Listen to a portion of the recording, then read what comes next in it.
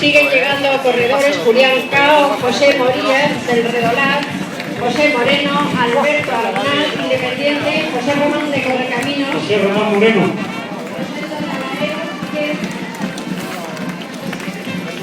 Y ahora hace su entrada